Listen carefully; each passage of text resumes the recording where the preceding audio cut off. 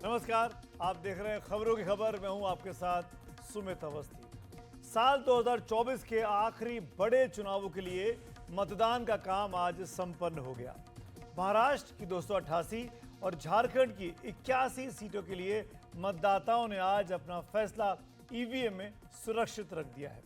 इसके साथ ही 5 राज्यों की 15 विधानसभा सीटों और केरल की वायनाड लोकसभा सीट पर उपचुनाव के लिए भी वोट डालने का काम खत्म हो गया है। 23 नवंबर को जब ईवीएम खुलेगी तो जनता का फैसला सबके सामने आएगा। इस बीच हमेशा की तरह किस राज्य में फैसला क्या होगा, इसको लेकर अटकलों का दौर बहुत तेज हो गया है। एक बार फिर कुछ सूरमाओं ने, जी हाँ, कुछ सूरमाओं ने एग्जिट पोल करने का एक बड़ा जोखिम फिर इस बार उठाया है। क्या कह रहे हैं एग्जिट पोल, उसके बारे में बात करेंगे। लोकसभा चुनाव और पिछले विधानसभा चुनाव में अधिकतर एग्जिट पोल्स औंधे मुंह गिरने के बाद इस बार कम ही एग्जिट पोल हुए हैं।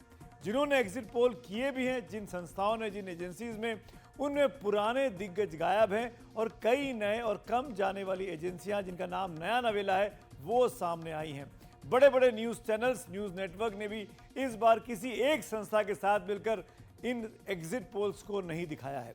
इन्होंने क्या क्या आकलन किए हैं, जो एजेंसीज हैं, जितने भी आंकड़े अब तक आए हैं वो हम आपको दिखाने की कोशिश करेंगे, बताने की कोशिश करेंगे। मतदान प्रतिशत से भी अंदाज़ा लगाने की हम कोशिश करेंगे कि महाराष्ट्र किस कदर झुकेगा, किस करवट झुकेगा और झारखंड का ऊंट किस करवट बैठने वाला है। ये हमारा आज का बड़ा मुद्दा है। महाराष्ट्र और झारखंड के एग्जिट पोल्स पर पोल ऑफ पोल्स हम आपको दिखाएंगे, बताएंगे कि हवा किस तरफ की बह रही है। इसके अलावा हमारा आज का दूसरा बड़ा मुद्दा जो आप स्क्रीन पर देख पा रहे हैं, रूस के रुख से दुनिया में दहशत है। रूस ने जब से अपनी परमाणु नीति की समीक्षा की है, दुनिया भर के देशों में चिंता बढ़ गई है। खासतौर पर यूरोप के देश इस आशंका से डरे हुए हैं कि कहीं परमाणु हथियारों का इस्तेमाल न हो जाए। नॉर्वे, स्वीडन, डेनमार्क और फिनलैंड ने तो अपने नागरिकों को युद्ध की स्थिति में सुरक्षित रहने के लिए जरूरी दिशा निर्देश दे दिए हैं। ये सब तब हो रहा है जब अमेरिका में नया प्रशासन आने वाला है, ट्रंप का। लेकिन जाती हुई सरकार, बाइडेन की सरकार ने बड़ी मिसाइल का इस्तेमाल करने की परमिशन यूक्रेन को दी। उसके बाद रूस ने जवाब में अपनी न्यूक्लियर डॉक्ट्रिन को चेंज कर दिया है। रूस जवाबी हमला कर सकता है। इस खबर पर बात करेंगे, लेकिन पहले बात करते हैं साल के आखिरी बड़े चुनावों की जो आज संपन्न हुए। वोटों की गिनती का काम, जैसे कि आप जानते हैं, 23 नवंबर को होना है।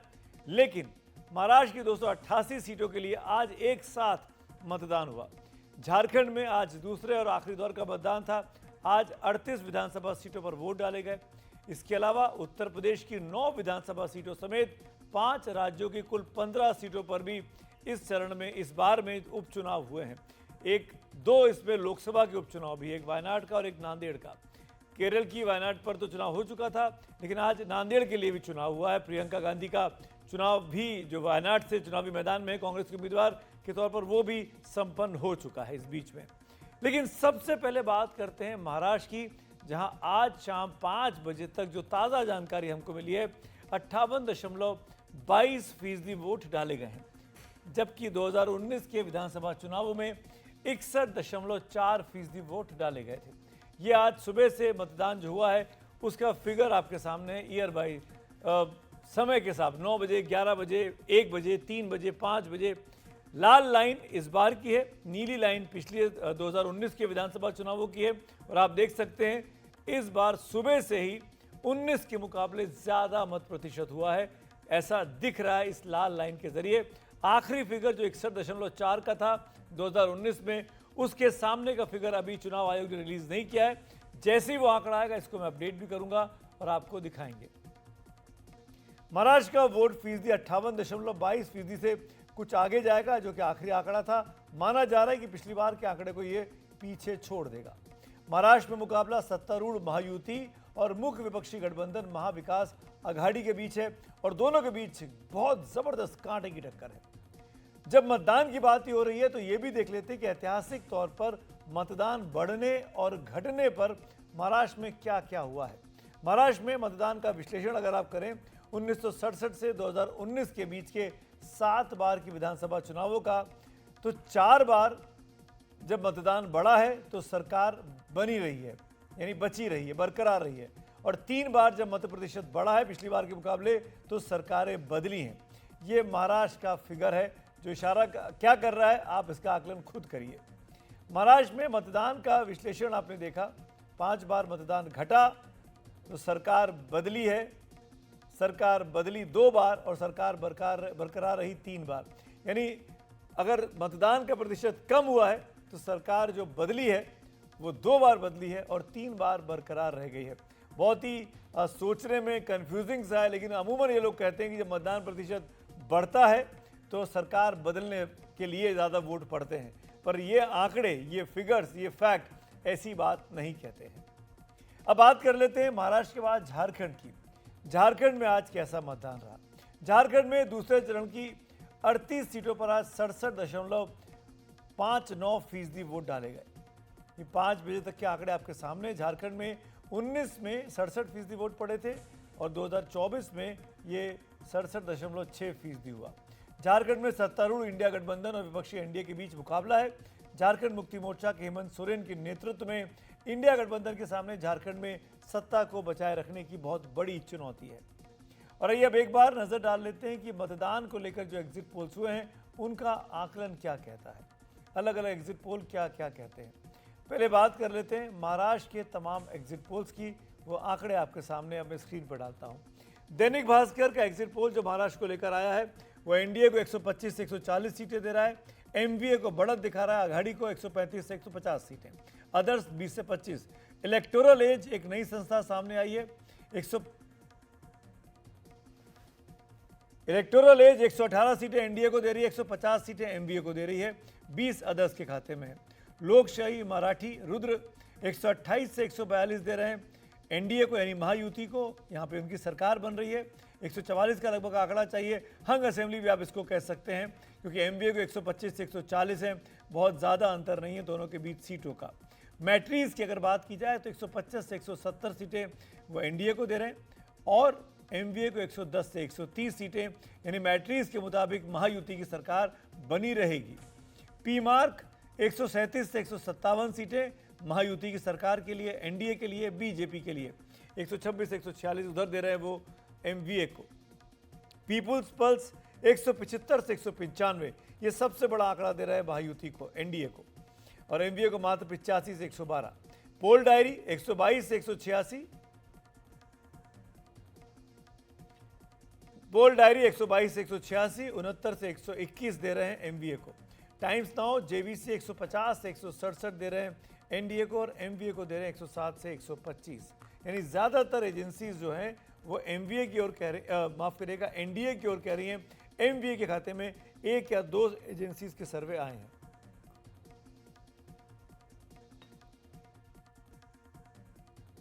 ये तो हो गई बात महाराष्ट्र की। हम झारखंड के आंकड़े भी आपको दिखा रहे हैं, झारखंड के फिगर्स भी आपके सामने स्क्रीन पे आते रहेंगे। ज़्यादातर एग्जिट पोल्स आ गए हैं और ज़्यादातर जो हवा है वो इशारा कर रही है कि वहाँ पर सरकार जो है वो एनडीए की बन सकती है। ये फिगर आपके सामने है। एक्सिस माई इंडिया जो एक बड़ी संस्था है ये उल्टा कह रही है, ये इंडिया यानी जेएमएम की सरकार बनाती दिखा रही है। दैनिक भास्कर का सर्वे भी हंग असेंबली की बात लगभग कर रहा है, 37 से 40 और 36 से 39 का आंकड़ा देते हुए। लेकिन इलेक्टोरल एज भी एज दे रहा है इंडिया ब्लॉक को, लेकिन मार्ट्रीज हो गया, पी मार्क हो गया, पी मार्क में माफ़ करिएगा, पी मार्क में इंडिया ब्लॉक आगे था और 31 से 40 उसके पास इंडिया एनडीए की थी। मैट्रीज के खाते में आपको दिख रहा होगा एनडीए की सीटें ज़्यादा आ रही हैं। कुछ और एजेंसीज भी हैं झारखंड की, वो भी आपको दिखाते रहेंगे, लेकिन मेरे साथ इस वक्त बाबूलाल मरांडी जी जुड़ गए। बाबूलाल मरांडी जी, बहुत बहुत स्वागत है आपका एनडीटीवी इंडिया पर। आप बीजेपी के बड़े नेता रहे, आप राज्य के पहले मुख्यमंत्री रहे, प्रदेश के अध्यक्ष हैं। आप ये जो सर्वे आए हैं करीब 7 या 8 एजेंसीज के आए हैं, 4-5 आपको लीड दे रही हैं, 2-3 लीड दे रही हैं इंडिया ब्लॉक को। आपको क्या कहना है इन तमाम एग्जिट पोल्स के आंकड़ों पर? देखिए, एग्जिट पोल अपना एग्जिट पोल होता है। हम लोग भी अपने कार्यकर्ता से अपना फीडबैक लेते हैं और उसके आधार पर मैं कह सकता हूं कि बीजेपी और एनडीए पूर्ण बहुमत लाने जा रही है और हमारा अपना आकलन है अपने कार्यकर्ताओं के माध्यम से ये लगभग ये 50 प्लस सीटें आएगी। और इसकी वजह क्या है?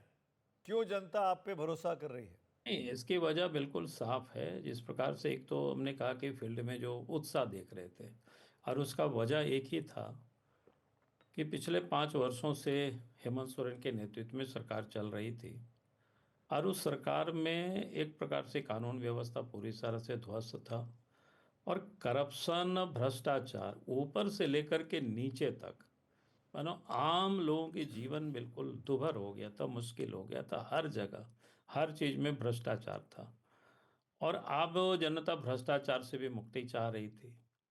और एक विषय और था कि झारखंड में एक डेमोग्राफी में बड़ा चेंज आया है, और उसका प्रभाव सीधे सीधे यहाँ के आदिवासी समाज के ऊपर पड़ा है।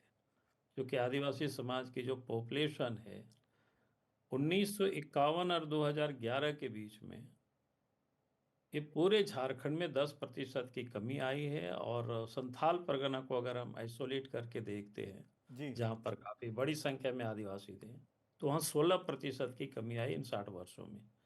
अब उनके लिए चिंता का विषय है। हम सब लोगों ने सरकार से ये मांग की थी, और बल्कि रांची के हाईकोर्ट ने भी कहा था कि भारत सरकार के गृह मंत्रालय, राज्य सरकार के गृह मंत्रालय एक जांच कमेटी बिठा करके और इसको जांच करे, आखिर ये आबादी कैसे कम हो रही, कारण क्या है। लेकिन उन्होंने घुसपैठ को मानने से इनकार किया, और सुप्रीम कोर्ट तक उस जांच को रोकने के लिए कमेटी ना बने, ये कोशिश करे। अब जनता को ये मैसेज सीधा सीधा जा रही है कि पर भाई बाबूलाल ये मरांडी जी, पूरे अदब के साथ एक सवाल मैं आपसे क्रॉस करना चाहता हूं। आप लोगों ने डेमोग्राफी चेंज का मुद्दा बड़े मामले पे उठाया, जैसे कि आपने अभी भी कहा कि आपको इसका फ़ायदा मिल रहा है। पर अभी तो नतीजे 23 तारीख को आएंगे, हम तब फिर से बात कर लेंगे इस पर। लेकिन मैं ये जानना चाहता हूँ, जो क्रॉस नैरेटिव दिया जेएमएम ने कि भाई उस वक्त अगर घुसपैठिए आए तो बॉर्डर पे तो आपकी पुलिस लगी हुई है, आपकी बीएसएफ लगी हुई है, घुसपैठिए अंदर आ कैसे गए और फिर वो हिंदुस्तान भर में फैल कैसे गए? आपका खुफिया विभाग क्या कर रहा था, आपकी बीएसएफ क्या कर रही थी? इसका आपने जवाब नहीं दिया। नहीं, मैं जवाब दे सकता हूँ कि आप सामान्यतः मुझे लगता है कि हम सबको पता है, सरकार को भी अच्छी तरह से पता है। हम सब लोग कहीं भी जाते हैं, किसी भी होटलों में ठहरते हैं, तो आपने देखा होगा हमारे यार आपके आई कार्ड लेते हैं होटल वाले, और उसको जमा भी करते हैं, उसका फोटोकॉपी करके। तो भाई किसी राज्य में कौन आ रहा है, उनका आप राशन कार्ड बना रहे हैं, उनका आप आधार कार्ड बना रहे हैं, उनको आप वोटर कार्ड उनके लिए बना रहे हो, उनके नाम पर जमीन जायदाद करी, तो राज्य सरकार का काम है उसको चिन्हित करना, उसको पहचानना, भाई कौन आकर के किस रास्ते से घुस रहे हैं। ये अगर आप नहीं देख रहे और ये आप केंद्र के ऊपर लगा दे रहे हैं, तो आप जब कह रहे हो नहीं है, तो फिर जांच करने से आप क्यों घबरा रहे, क्यों डर रहे? सरकार तो आपकी है इस समय तो, लेकिन आप उसके भी मांडी, तैयार नहीं है, तो आपने एक सबसे पहले परिपक्व आप। राजनेता की तरह मेरे उस सवाल का जवाब नहीं दिया कि बॉर्डर से अंदर कैसे आए। खैर, नहीं, आप मैं कह आप रहा हूँ बॉर्डर आप तो कहीं से भी आ सकता है भाई, नदी नाला है, दो हाँ, हजार तो वो किलोमीटर की जिम्मेदारी सीमा है झारखंड से पुलिस की बांग्लादेश नहीं है और ना। भारत के, और बांग्लादेश और बंगाल की बॉर्डर सटा हुआ है, और बंगाल से बांग्लादेश भी, और बंगाल से झारखंड भी एकदम सीमा सटा हुआ है। हमें लगता है 10-12 किलोमीटर की दूरी पर बांग्लादेश की सीमा है जी। साहब। आप पाकुड़ चले जाएंगे तो बिल्कुल बगल में, पास में है। ठीक है। इसीलिए ये ऐसा नहीं है कि उसकी सीमा, फिर किसी भी रास्ते से आएंगे। ठीक है। ये राज्य में जब घुसते हैं तो राज्य सरकार का काम होता है कि भाई आपके यहाँ कौन आ रहा है, कौन घुस रहा है, कहाँ बस रहा है, बा, आप उसका देखेंगे कि नहीं देखेंगे बा, उसको। बा, बाबूलाल जी, ये चीज़ बताइए कि एक्सिस माई इंडिया वो सर्वे में आपकी सरकार नहीं बना रहा है। एक ये बड़ी संस्था है, बड़ा नाम है इसका, वो इंडिया ब्लॉक को बहुत बड़े बहुमत दिखा रहा है। इस पर आपका रिएक्शन जानना चाहूँगा खास तौर पे। मैं तो कहता हूँ कि भाई सर्वे तो ये सर्वे होता है, इसलिए मैं ये भी अपना एक अनुमान लगाते हैं अपने आधार पे। जैसे कई एक सर्वे में हमें अच्छे दिखा रहा है, कई में खराब दिखा रहा है, इसलिए मैं इस पर अपना रिएक्शन क्यों व्यक्त करूँ। अच्छा, ठीक है, ये मत तो करिए, 23 लेकिन तारीख एक को आंकड़ा पता और दिखाना चलेगा। चाहता हम हूँ तो मैं आपको। अपने कार्यकर्ताओं के आधार पर जो मैंने फीडबैक लिया है उस जी, पर मैंने बात की। एक आंकड़ा और दिखाता हूँ। सबसे लोकप्रिय मुख्यमंत्री कौन होगा, इसका जब पूछा गया एक्सिस माई इंडिया के सर्वे में, तो हेमंत सोरेन को 41% लोगों ने पसंद किया। बाबूलाल मरांडी यानी आप नंबर 2 पे हैं 13% के साथ। आप दोनों के बीच में करीब 28% का गैप है। वो 41 पे हैं, आप 13 पे हैं। नहीं, मुझे उस पर कुछ भी नहीं कहना है। कोई सर्वे करते हैं तो उनके अपना काम है भाई। और उसके बाद 13 आ रही है, 20 का आ रहे हैं, तो बाकी फिर लोग कहाँ चले गए पब्लिक, ये तो फिर पता चलेगा ना। आपने और उनमें से किन किन लोगों को रखा, ये 20 और 30 60 ही हो रहा है, 61 क्या कहते हैं, 61%, 40%, तो फिर तो तो क्या आप मैं ये तो तो वही मैं कह रहा हूँ, ये तो सबके सब बीजेपी के ही नेता है ना। तो अगर आप उसमें से बीजेपी के किसी तमाम भी चेहरे बीजेपी, हैं, चंपई मैं कह रहा सोरेन हूँ हो कि गए, अर्जुन मुंडा हो गए, बाबूलाल मरांडी हो गए, रघुबर दास जी थे, वो भी अभी भी मैं एक्टिव उस कहा गया। लेकिन मुख्यमंत्री कौन होगा? अगर आपके पास नंबर आ रहे हैं नहीं, 50 तो प्लस जो आप बोल मुख्यमंत्री रहे हैं, कौन होंगे ये बिल्कुल स्पष्ट है कि भाई जब विधायक चुने जाएंगे 23 तारीख आदिवासी को या परिणाम गैर आ आदिवासी? जाएगा। हम बोले कि जब चुनाव का परिणाम आ जाएगा 23 तारीख को, इसके अभी बाद आप परिणाम विधायक को लेके निश्चित इतने करेंगे और कॉन्फिडेंट समय दिख तय रहे कर हैं, लेंगे। नाम बताने के नाम पे आप कॉन्फिडेंट नहीं दिख रहे हैं बाबूलाल जी। नहीं, नाम बताने की भाई ये परंपरा हमारी नहीं है कि हम नाम 3 नाम बतावें। बता जब दीजिए, जब हमारा 3 नाम परंपरा है बता कि दीजिए, टॉप 3। नहीं, इनमें टॉप 3 का कोई मतलब नहीं रहता है भाई साहब। जब बैठेंगे विधायक दल तय करेंगे कि तो वहाँ 3 तो नहीं चुनेंगे, वहाँ एक ही चुनेंगे। तो चलिए, विधायक तय करेंगे तो आप सब लोगों को बुला करके तो बजाबता आप विधायक। हैं रेस में? नहीं नहीं, मैं कोई रेस में मैं कभी भी रहता नहीं हूँ, मैं कभी दौड़ता नहीं हूँ सब, चूंकि पर आपका पॉलिटिकल नाम अगर चूज किया गया तो आप तैयार हैं? आप प्रदेश अध्यक्ष है मैंने भाई, कहा आपके कि नेतृत्व में। पार्टी का अपना सिस्टम है, वो सिस्टम से पार्टी काम करती है। चलिए, शुक्रिया, बहुत बहुत धन्यवाद वक्त चलिए, निकालने के लिए। बाबूलाल मरांडी झारखंड के पहले मुख्यमंत्री रहे, बीजेपी के इस वक्त प्रदेश अध्यक्ष हैं और कह रहे हैं कि सरकार तो बीजेपी की ही बनेगी। इसके साथ आज 5 राज्यों की जिन 15 विधानसभा सीटों पर उपचुनाव हुए, उनमें सबसे ज्यादा निगाह उत्तर प्रदेश के विधानसभा चुनावों पर भी रही। यहां कैसी टक्कर है, इसे लेकर मैट्रीज ने एग्जिट पोल किया है। फूलपुर में कड़ा मुकाबला बताया है, मंजवान सीट पर बीजेपी की जीत दिखाई है, करहल में कड़ा मुकाबला बताया, ये अखिलेश यादव की खाली की हुई सीट है, कटहरी में बीजेपी को बढ़त दिखाई है, कुंदरकी में कड़ा मुकाबला बताया है, गाजियाबाद बीजेपी जीत सक रही है, मीरापुर आरएलडी वापस बचा ले जा रही है, बीजेपी के साथ थी, खैर बीजेपी जीत रही है, सीसामाऊ कानपुर की सीट जहां पे कड़ा मुकाबला बताया है। यूपी में इन तमाम सीटों पर आज जबरदस्त पोलिंग के दौरान काफी ज्यादा तनाव भी हुआ है, विवाद भी हुआ है, और इसको लेकर हम बुलेटिन के अगले हिस्से में एक महत्वपूर्ण रिपोर्ट दिखाने भी वाले हैं। लेकिन पहले बात महाराष्ट्र और झारखंड को लेकर कर लेते हैं। खास मेहमान हमारे साथ जुड़ेंगे इस चर्चा में। संदीप शास्त्री राजनीतिक विश्लेषक हैं,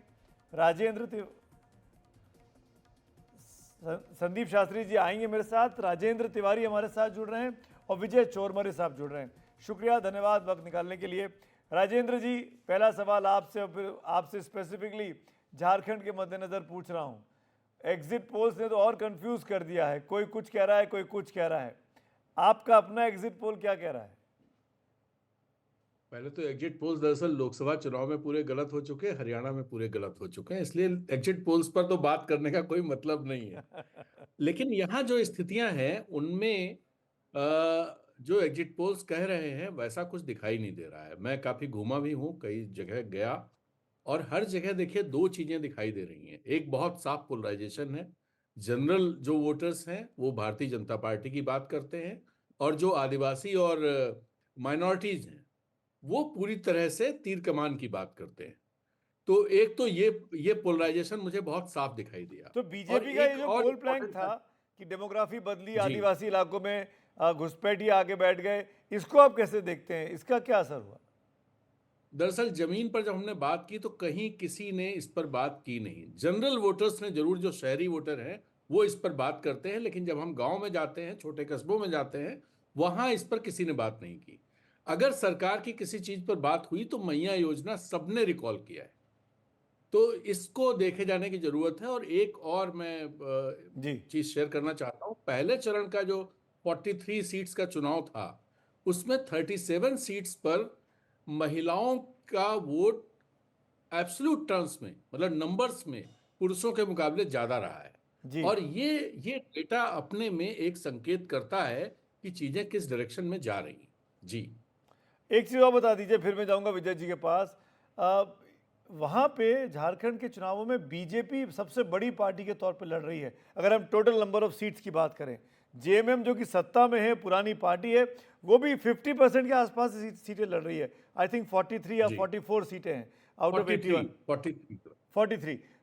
ऐसे में जी, ऐसे में आपको लगता है नहीं बीजेपी जो 81 सीटों पर लड़ रही है उसके 71 सीटों पर लड़ रही है उसके चांसेस ज़्यादा है सरकार में आने के?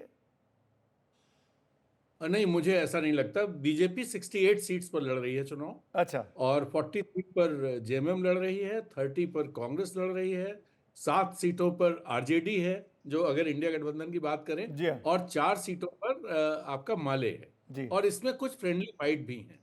और दूसरी तरफ 10 सीटों पर आजसू है, 68 पर आपका बीजेपी। बीजेपी है, और 2 सीटों पर जेडीयू है, 1 सीट पर एलजेपी है। ये एनडीए का वो है। अब इन नंबर्स से ये तय नहीं होता है कि बीजेपी की ज्यादा सीटें आएंगी। अच्छा। दरअसल पिछली बार भी बीजेपी ज्यादा ही लड़ी थी, लेकिन कई इलाके ऐसे हैं जहां बीजेपी की स्थिति बहुत खराब रही थी। जैसे कोल्हान है, वहां की 14 में से एक भी सीट नहीं जीत पाए थे। अच्छा। आपका संथाल परगना है, जिसमें 18 सीटें आती हैं, उसमें सिर्फ 4 सीटें ही एनडीए जीत पाई थी। तो ऐसे कई, छोटा नागपुर है, वहां भी उनकी स्थिति बहुत अच्छी नहीं थी। जयराम महतो फैक्टर, तो उसके बारे में क्या टिप्पणी करेंगे? कितना जयराम इंपॉर्टेंट है और महतो किसको फैक्टर नुकसान कुछ पहुंचा रहा है? सीटों पर है। जी, जयराम महतो फैक्टर कुछ सीटों पर है, और वो खासतौर पे नॉर्थ छोटा नागपुर में है, जो धनबाद, बोकारो और गिरिडीह का जो इलाका है, अच्छा। वहां पर उसका इम्पैक्ट है। और जयराम महतो जिन सीटों पर लड़ रहे हैं, वहां पर आज का, अगर आज दोनों सीटें आज ही थी, दोनों पर पोलिंग परसेंटेज बढ़ा है, और ठीक ठाक बढ़ा है। एक सीट पर तो 6-7% बढ़ा है, दूसरे पर 4% बढ़ा है। तो इससे ये मैं तो ये कंक्लूजन ड्रॉ करता हूं कि जयराम महतो थोड़ा कुछ करिश्मा कर सकते हैं, और वो सीटें बड़ी इंपॉर्टेंट हैं। दोनों सीटें इंडिया गठबंधन की हैं, और एक सीट ऐसी है जो पक्के तौर पर झामुमो की सीट मानी जाती रही है, तो ये मानूं, जो तो मैं यूपी ये की सीट मानूं है। जी। राजेंद्र जी, छोटे में बात करना चाह रहा हूं कि जयराम महतो इंडिया ब्लॉक को ज्यादा नुकसान कर रहे हैं, वो और उनकी पार्टी। जयराम महतो दरअसल खुद जिन 2 सीटों पर खड़े हैं, वो इंडिया ब्लॉक के खिलाफ है, सिटिंग सीटें हैं। लेकिन ऐसा नहीं कहा जा सकता कि इंडिया ब्लॉक को ही नुकसान कर रहे हैं। कुछ सीटों पर 3-4 सीटें और हैं जहां पर वो एनडीए को नुकसान करेंगे। अच्छा, चलिए, मैं आप जी। रहिएगा, विजय चोरबल साहब के पास चलना चाहूँगा। विजय जी, महाराष्ट्र की भी वही स्थिति है, कुछ एग्जिट पोल फेवर में है, सरकार बनती हुई महायुति की दिखा रहे हैं, 2-3 ऐसे भी आ गए हैं जो ये इशारा कर रहे हैं कि शायद सरकार बदलेगी और वापस आघाड़ी की बनेगी। पहला सवाल तो यही, मैं एग्जिट पोल पे नहीं जा रहा हूँ, आपका अपना आकलन क्या कह रहा है, किसकी पलड़ा, किसका पलड़ा भारी है? देखिए सुमित जी, मेरे ख्याल से इस बार ऐसा अंदेशा लगाना बहुत कठिन है, क्योंकि चुनाव के अंत में जो स्थिति थी और आज वोटिंग के दिन जो स्थिति है, बहुत ही अलग अलग स्थिति में लोग जा रहे हैं। कल का जो विनोद तावड़े जी का विरार का मामला हो, उससे पहले की स्थिति अलग थी, उसके बाद की स्थिति अलग है। और जो आंकड़े दिखते हैं और कुछ एग्जिट पोल में जो दोनों में अंतर दिखता है, वो अंतर उतना नहीं है, उतना अंतर नहीं रहेगा। नेक टू नेक फाइट चल रहे। आखिरी में जो बागी है, जो निर्दलीय प्रत्याशी, वो किसका खेल बिगाड़ सकते हैं, किसका खेल बना सकते हैं, इस पर बहुत महाराष्ट्र का रिजल्ट निर्भर रहेगा। और मुझे लगा इसका जो प्रतिबिंब है वो सारे एग्जिट पोल में नहीं दिख रहा है। इसलिए मुझे एग्जिट पोल पे मैं बहुत सारे एग्जिट पोल में सहमत नहीं हूँ। ऐसी कोई नेक टू जानकारी नेक मिली क्या आपको विजय जी वहाँ जमीन पे कि महिलाओं का वोट प्रतिशत कैसा रहा, उत्साह कैसा दिखा? क्योंकि लाड़की बहन योजना की बहुत बातें हुई। हाँ, लाड़की बहन की योजना की बात ही रही, महिलाओं का उत्साह दिखा। पूरे रूरल से अर्बन तक महिलाएं मतदान के लिए लाइन में खड़ी हुई दिखी।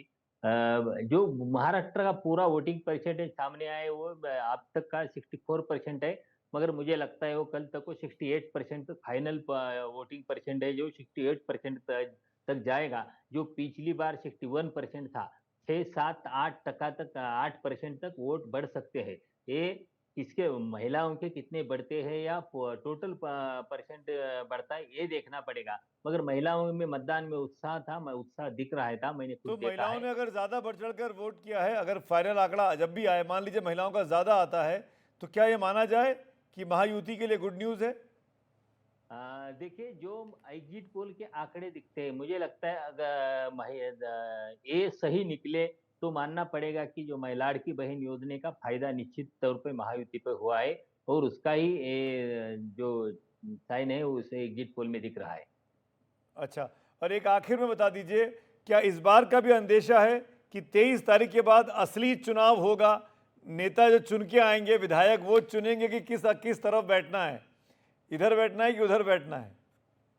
नहीं, मुझे देख, समीकरण बदल सकते हैं, ऐसे समीकरण बदल सकते हैं, कुछ पार्टियां इधर से उधर जा सकते, मगर जो इससे पहले जो कुछ हुआ वो विधायक अपनी पार्टी छोड़ के जाएंगे, ऐसी राजनीति नहीं चलेगी, क्योंकि इस बार लोगों ने बहुत म्हणजे इस बार लोगों ने जो वोटिंग किया है, जी। जो उम्मीदवार चुने हैं, वो पूरे सोच समझ के किए हैं। अगर ऐसी कोई पार्टी दल बदल होगा तो मुझे लगता है चुनाव क्षेत्र में उसे बुरा हाल सहना अच्छा, पड़ेगा, ऐसा लगता है। जनता उसका बॉयकॉट कर सकती है मास लेवल पे, जैसे कि आप कह रहे हैं जनता वहां पे कंटाल गई है। मैंने कंटाल शब्द सीखा इन चुनावों में, मतलब ऊब गई है, बोर हो गई है नेताओं से कि इस तरीके से वो रिएक्ट करते हैं कि चुनते इसके साथ हैं, बैठ उसके साथ जाते हैं। वोट किसको दिया, गया जी।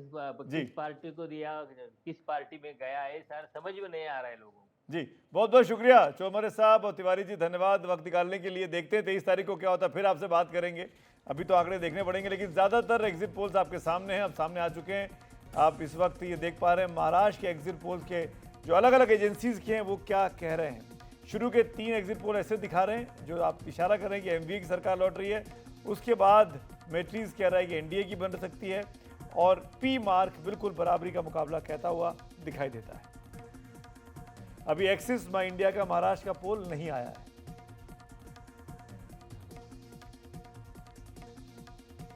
और आइए बात करते हैं आज की दूसरी बड़ी खबर की, रूस यूक्रेन युद्ध की, जिसे लेकर दुनिया के तमाम देशों में डर फैल गया है कि कहीं ये परमाणु युद्ध में पूरी तरीके से तब्दील ना हो जाए। ऐसा रूस द्वारा मंगलवार को अपनी परमाणु नीति की समीक्षा करने के बाद किया गया, जिसमें रूस ने साफ कर दिया कि अगर किसी गैर परमाणु शक्ति देश ने किसी परमाणु शक्ति संपन्न देश की मदद से रूस या उसके सहयोगी बेलारूस पर पारंपरिक हथियारों से हमला भी किया तो इसे साझा हमला ही समझा जाएगा। ऐसे में रूस परमाणु हथियारों के पहले इस्तेमाल करने से नहीं हिचकिचाएगा। उसके पास फर्स्ट यूज का यह अधिकार सुरक्षित है। रूस ने यह फैसला यूक्रेन द्वारा उन लंबी दूरी की मिसाइलों के इस्तेमाल के बाद किया जिनसे रूस पर हमला किया गया था और जिनके इस्तेमाल के लिए रविवार को अमेरिका ने यूक्रेन को इजाज़त दे दी थी। ऐसे में अब ये डर है कि रूस यूक्रेन पर कोई बड़ा हमला पलटकर कर सकता है। यूक्रेन के पोर्ट सिटी ओडेसा में हमारे सहयोगी उमाशंकर सिंह जब पोर्ट जाने की तैयारी कर रहे थे, तभी उनके साथ मौजूद टीम को एक संभावित हमले की आशंका में सुरक्षित जगह चले जाने को कह दिया गया। क्या माहौल है ओडेसा में? उमाशंकर की इस रिपोर्ट को आप देखेंगे तो और बहुत करीब से इसको समझ पाएंगे। अभी लंच करते करते ओडेसा में हमें इस बात की जानकारी मिली है कि अगले कुछ समय में मैसिव अटैक रूस की तरफ से होने जा रहा है और इसलिए जो आगे का कार्यक्रम है उसको रोककर बस की तरफ भागने को कहा गया है ताकि हम शेल्टर में जा सकें। और आगे जो दौड़ रही हैं वो हमारी कोऑर्डिनेटर हैं यहाँ की, और जल्दी से कोशिश होगी कि एक ऐसे शेल्टर में पहुँचे जहाँ किसी भी तरह के हमले की सूरत में एक सुरक्षित पनाह ले सकें। तो हम आपको जानकारी लेकर आपके लिए आते रहेंगे। ओडेसा के साथ साथ पूरे यूक्रेन के लिए इस तरह का अलर्ट है। कहा गया है कि 300 के करीब प्रोजेक्टाइल्स जो हैं वो दागे जाने वाले हैं और एक तरह की इंटेलिजेंस रिपोर्ट है जिसके आधार पे जो लोग हैं वो अपने आप को शेल्टर में रखते हैं। तो यहाँ से बस लेनी है हमें और फिर शेल्टर में पहुँचेंगे। तो हम बस में आ गए हैं। अब यहाँ से एक नज़दीक के शेल्टर में पहुँचने की कोशिश करेंगे और फिर देखते हैं क्या होता है। ये एक म्यूजियम है और इस म्यूजियम के भीतर बताया गया है कि जो बंकर है वो ज़्यादा मजबूत बंकर है, तो यहीं पे हमें शेल्टर लेना है और इसलिए जो है बाकी के कार्यक्रम रद्द करके हमें यहाँ पे लाया गया है। ओडेसा में जिस शेल्टर रूम में हमने पनाह ली उसको दिखाने की आपको कोशिश कर रहा हूँ कि कितनी गहराई में ये बना है। और ये बहुत पुराना शेल्टर रूम है एक मंजिल नीचे आने के बाद दूसरी मंजिल है, दूसरा जो तल है वो शुरू होता है। और यहाँ की दीवारों को आप देखेंगे तो ये इतना ज़्यादा मोटी, इतनी ज़्यादा मोटी दीवार है कि देखकर ही लगता है कि ये ज़्यादा बड़ा हमला भी झेल सकता है। और इसके बाद यहाँ आकर देखिए कि ये किस तरह से बनाया गया है और इसके बारे में जो ये किस तरीके से बहुत नीचे तक जाता है और इतना ज़्यादा फैसिनेटिंग। हालांकि ये बचाव की जगह है, यहाँ पर हमले की सूरत में शेल्टर लेते हैं, लेकिन ये जो है इसके कई दरवाजे हैं और ये बताया गया है कि ये जो दरवाज़ा है वो समुद्र की तरफ भी निकलता है और ये अपने आप में एक बड़ा जो गलियारा है वो है और एक ऐसा टनल है जो कि काफ़ी ज़्यादा ज़मीन के नीचे है और बड़े से बड़े हमले को ये जो है झेल सकता है। और इसलिए इस शेल्टर में जो हमें रखा गया ताकि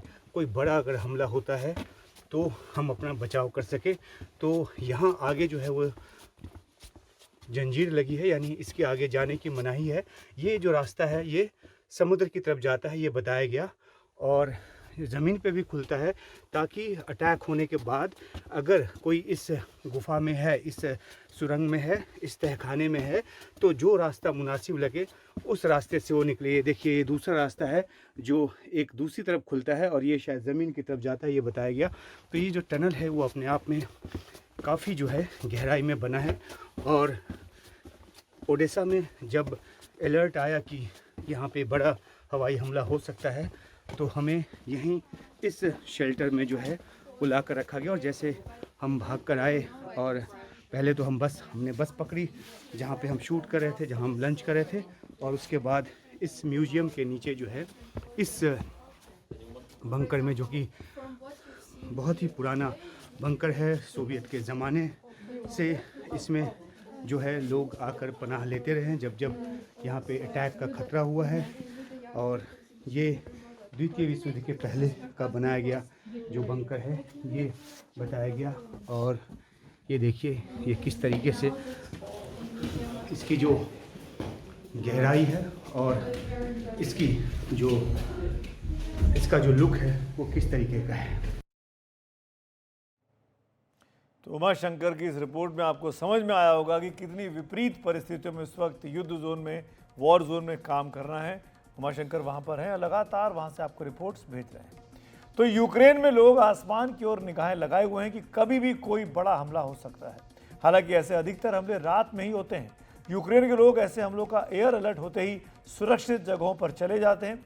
इस बीच रूस अमेरिका के एक और फैसले से काफ़ी नाराज़ हो गया है और उसकी काफ़ी आलोचना की है। दरअसल अमेरिका ने यूक्रेन को नई और आधुनिक बारूदी सुरंगों की खेप भेजी है। इन बारूदी सुरंगों की खास बात यह है कि बैटरी खत्म होने के बाद काम नहीं करती, जबकि अभी तक हमने जिन बारूदी सुरंगों के बारे में ज़्यादा सुना है वो होती हैं जिन्हें एक बार लगा दिया जाए तो वो पैर पड़ने पर कभी भी फट सकती हैं, चाहे समय कितना भी बीत जाए। लेकिन अमेरिका द्वारा सप्लाई की गई ताज़ा बारूदी सुरंगों की बैटरी खत्म होने के बाद उनके फटने की आशंका खत्म हो जाती है। बाइडेन प्रशासन ने यूक्रेन से कहा कि वो इन बारूदी सुरंगों को अपनी सीमा के भीतर ही लगाए और ऐसे इलाकों में लगाने से बचे जहां आबादी हो, ताकि आम लोगों को कोई नुकसान ना हो।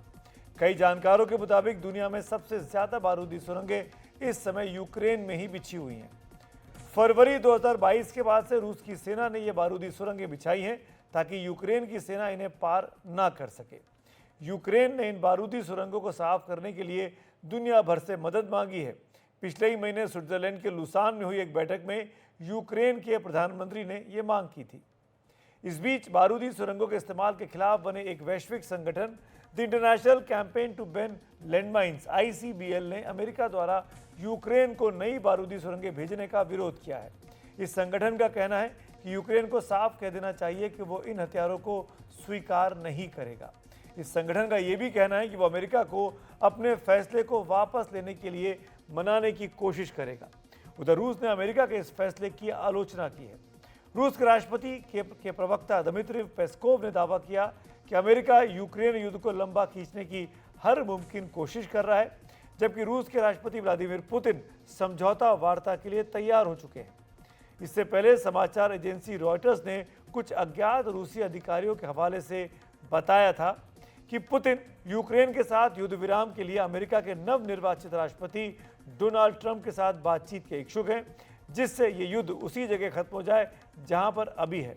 यानी दोनों देशों ने इस समय जहां हैं वो वहीं रुक जाएंगी उनकी सेनाएं और वो इलाका उनका मान लिया जाएगा।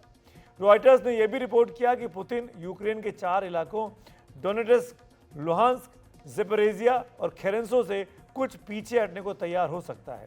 इन चारों इलाकों पर 2022 में रूस ने कब्जा किया था, लेकिन अभी तक उसका इन पर पूरा नियंत्रण नहीं हो पाया है।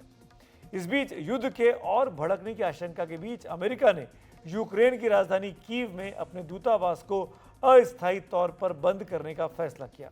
अमेरिका ने एक बड़े संभावित हवाई हमले की खुफिया सूचना मिलने के बाद यह फैसला लिया है।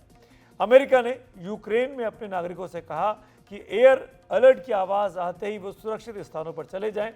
अमेरिका के विदेश विभाग के प्रवक्ता मैथ्यू मिलर ने कहा कि रूस गैर जिम्मेदाराना व्यवहार बंद कर दे। Russia is suggesting here that they would use or could use nuclear weapons against a non-nuclear states if they undertake the same kind of aggression that Russia itself is inflicting upon Ukraine and its people. So we have not seen any reason to adjust our own nuclear posture, but we will continue to call on Russia to stop bellicose and irresponsible rhetoric. इस बीच रूस के विदेश मंत्री Sergei Lavrov का कहना है कि Moscow परमाणु युद्ध से बचने को प्रतिबद्ध है। लावरोव ने रियो डी जेनेरियो में G20 सम्मेलन के दौरान ये बात कही है। We are convinced that the nuclear weapon is first and foremost a weapon to constrain any, prevent any nuclear war. This is how we handle this situation. रूस ये दोहरा रहा है कि परमाणु हथियार युद्ध को भड़काने से रोकने के लिए हैं, लेकिन ये भी साफ कर रहा है कि अगर जवाब देने की मजबूरी बनी तो रूस इस परमाणु हथियार के इस्तेमाल से नहीं हिचकेगा। उधर फ्रांस के राष्ट्रपति इमैनुअल मैक्रों ने चीन के राष्ट्रपति शी जिनपिंग से अपील की कि वो तनाव कम करने के लिए आगे आएं। G20 सम्मेलन में मैक्रों ने शी जिनपिंग से अपील की कि वो पुतिन पर धैर्य रखने और युद्ध खत्म करने का दबाव बनाए।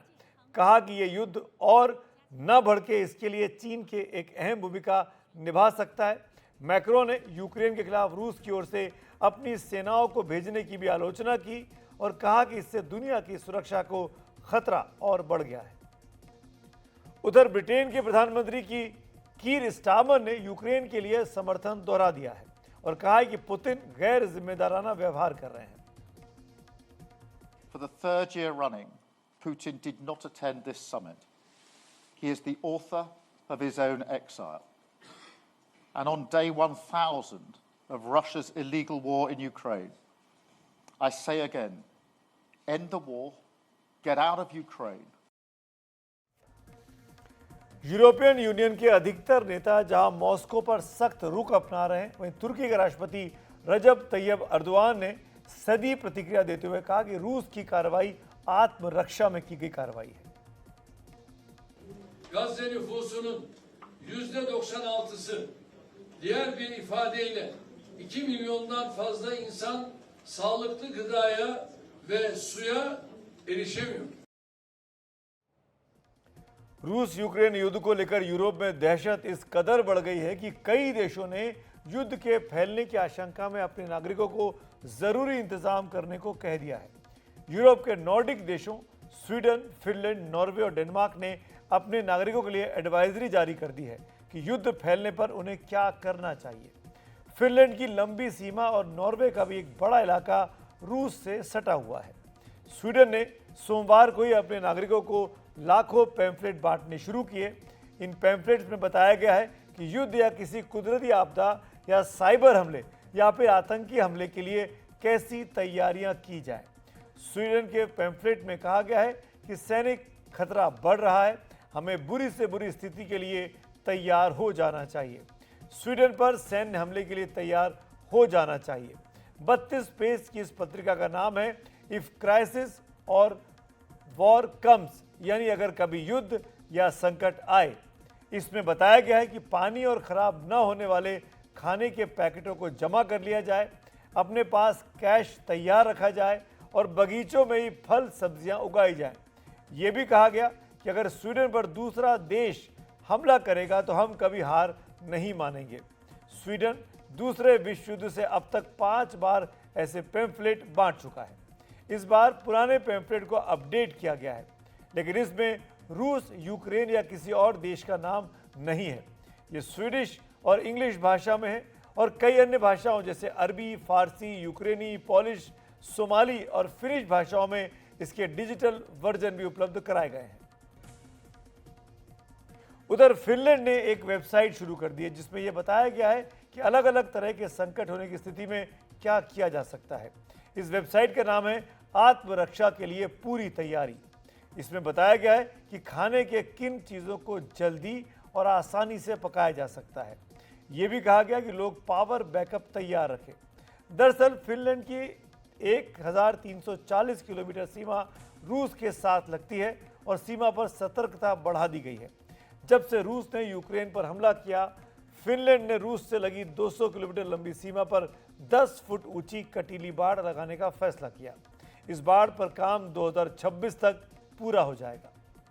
डेनमार्क की इमरजेंसी मैनेजमेंट एजेंसी ने अपने नागरिकों को ईमेल भेजे हैं कि वो कम से कम 3 दिन के संकट के लिए खाना, पानी और दवाओं का स्टॉक जमा कर लें। उधर नॉर्वे ने अपने नागरिकों से कहा है कि युद्ध की आशंका को देखते हुए वो करीब 1 हफ्ते की तैयारी रखें। इसके लिए जो पेपर कॉपी लोगों तक भेजी गई है उसमें बताया गया है कि लोग बीन्स के टीन, एनर्जी बार, पास्ता और दवाइयाँ अपने पास तैयार रखें। परमाणु हमले की आशंका को देखते हुए आयोडीन की टैबलेट भी अपने पास तैयार रखने को कहा गया है। बीबीसी ने नॉर्वे के सिविल प्रोटेक्शन के प्रमुख के हवाले से बताया कि नॉर्वे में 22 लाख पेपर कॉपी भेजी गई है जो हर घर तक पहुंचाई गई है। नॉर्वे नेटो का संस्थापक सदस्य रहा है, जबकि रूस के पड़ोसी देशों स्वीडन और फिनलैंड ने यूक्रेन पर रूस के हमले के बाद नेटो से गुट निरपेक्ष रहने की अपनी दशकों पुरानी नीति बदल दी थी और नेटो का हिस्सा बन गए थे। तो रूस यूक्रेन युद्ध के बीच ये ताज़ा सूरत हाल है जिस पर और बात करने के लिए हमारे साथ 2 खास मेहमान इस वक्त जुड़ रहे हैं।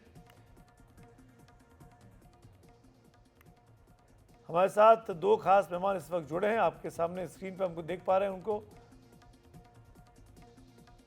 वीरेंद्र गुप्ता जी हैं जो कि पूर्व राजनयिक हैं और कुलदीप कुमार जी हैं जो कि कीव में कारोबारी हैं। आपका बहुत बहुत स्वागत है। पहला सवाल कुलदीप जी मैं आपसे पूछना चाहता हूं, कितना तनाव बढ़ गया है उस यूक्रेन में जहां पर लगातार लड़ाई तो चली रही है, 1002 दिन आज पूरे हो गए इस लड़ाई के युद्ध के चलते हुए और रूस ने अपनी न्यूक्लियर डॉक्ट्रिन चेंज कर ली है। कोई तनाव, कोई टेंशन यूक्रेनी नागरिकों में? टेंशन है लोगों में इस समय, क्योंकि जो जैसे न्यूज में आ रहा है कि भाई अटैक हो सकता है, थ्रेट है, कोई सॉलिड अटैक होने वाला है, लेकिन अब ये एक पार्ट ऑफ लाइफ हो गया है। अब रोज ऐसे अटैक्स होते रहते हैं। आप अगर पुराने दिनों में देखेंगे तो इतने जबरदस्त अटैक किए हैं यूक्रेन के ऊपर रशिया ने पिछले 2 हफ्तों के अंदर। इवन मेरे घर के बाहर जो है अटैक हुआ और मेरे घर की दीवारों में सुराख हो गए। तो अब तो ऐसा नहीं लगता कि कुछ, लेकिन हाँ, सब डर रहे हैं कि कोई न्यूक्लियर अटैक वाली बात ना है। अदरवाइज अब उतना डर नहीं है जितना पहले हुआ करता था। सिर्फ एक अगर डर है लोगों में तो सिर्फ इस बात का कि ये न्यूक्लियर अटैक ना हो। क्या ऐसी कोई उम्मीद जगी थी जब अमेरिका में सरकार बदली, चुनाव खत्म हुए, कि शायद बातचीत की टेबल पर आएंगे, बातचीत होगी? आपको यूक्रेन के लोग क्या सोच रहे थे? अभी भी देखिए जी, वो उम्मीद तो अभी भी है। लोग यही सोच रहे हैं शायद 20 जनवरी को जब भी ट्रंप आएंगे तो इसका कोई ना कोई सोल्यूशन निकालेंगे। लेकिन जो लास्ट टाइम पे ये बाइडन ने दिया है कि आप अटैक कीजिए, ये उनको ऐसा, मेरे ख्याल से, या जो लोगों का मैं सुन रहा हूँ यहाँ पर, वो उनको डिसीजन नहीं लेना चाहिए था ऐसा। अगर शांति से बात हो सकती थी तो उसको खत्म कर देना चाहिए। वार को 1002 दिन हो गए हैं। बड़ी अच्छी बात किया आपने कुलदीप जी। मैं आप ही से एक काउंटर क्वेश्चन लेना चाहता हूं। अगर बाइडेन सरकार ने परमिशन दे दी कि आप मिसाइलों को, एटैकम्स को इस्तेमाल कर लीजिए, तो ज़ेलेंस्की साहब को नहीं करना चाहिए था? परमिशन रखते अपने पास, डरा के रखते रूस को, फायर क्यों कर दिए एक साथ 6-6 मिसाइलें? देखिए, अगर ज़ेलेंस्की साहब ने करना होता, अगर वो, मेरे को लगता है कि तो ये शायद वार पहले हफ्ते में ही खत्म हो गया होता जो टर्की में इनकी बातचीत हुई थी। जब उसके बाद जॉनसन आए थे इंग्लैंड से, उन्होंने बोला था हम आपके साथ है, अटैक कीजिए। देखिए जी, युद्ध तो कोई भी, किसी चीज का भी हल तो युद्ध नहीं है।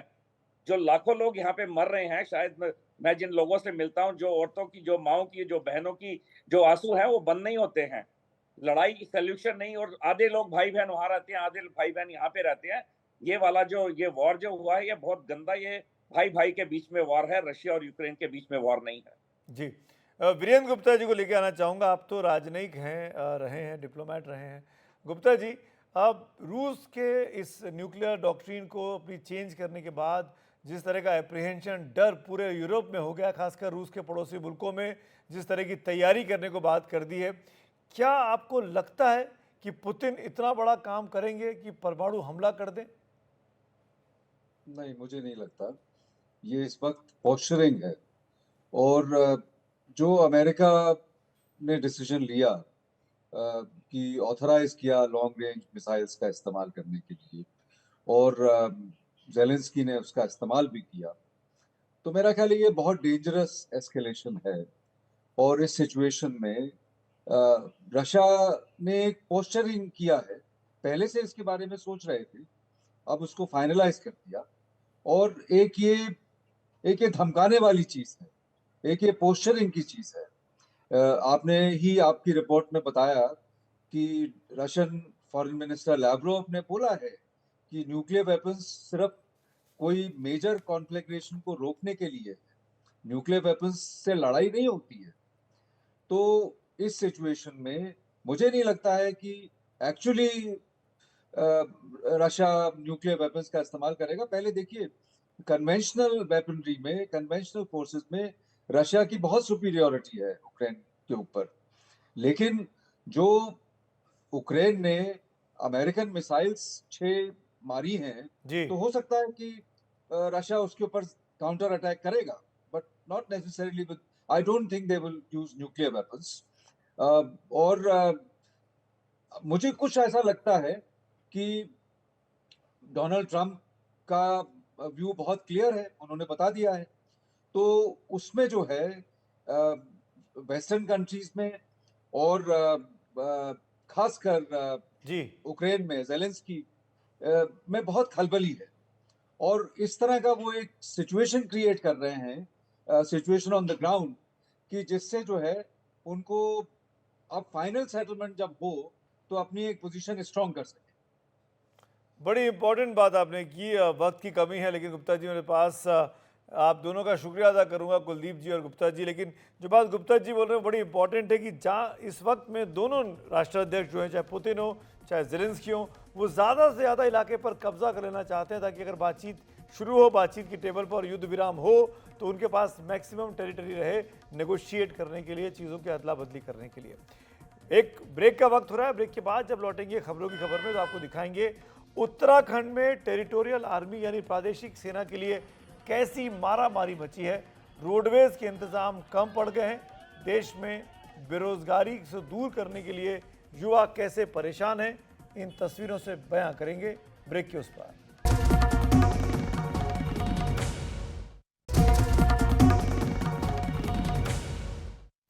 ब्रेक के बाद एक बार फिर आपका स्वागत है।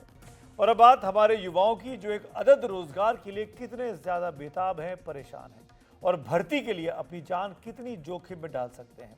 आपको ये तस्वीरें ध्यान से देखनी चाहिए। उत्तराखंड की तस्वीरें हैं। उत्तराखंड के पिथौरागढ़ में टेरिटोरियल आर्मी की भर्ती होनी है। इसके लिए उत्तर प्रदेश से भी सैकड़ों युवा इस पर्वतीय इलाके में पहुंचे, लेकिन युवाओं की संख्या इतनी ज़्यादा थी कि रोडवेज के इंतज़ाम कम पड़ गए। मैदानी इलाकों से आए युवाओं को उसके बाद जो भी गाड़ी मिली उस पर वो जैसे तैसे लटकते हुए चढ़ गए, जो कि बहुत ज़्यादा खतरनाक था। बड़ा एक्सीडेंट हो सकता था। रोडवेज की कुछ बसों में तो इतने युवा चढ़ गए कि बस के पीछे सामान रखने वाली जगह पर उनको बिठाया गया। आप देख सकते हैं कैसे जहाँ पर सामान ठूसा जाता है, वहाँ पर इन युवाओं को ठूसा गया है किसी सामान की तरह। और इन तस्वीरों को देखिए, ये वो हज़ारों युवा हैं जो बस कुछ चंद नौकरियों के लिए उत्तर प्रदेश से इस पहाड़ी ज़िले में पहुँचे हैं।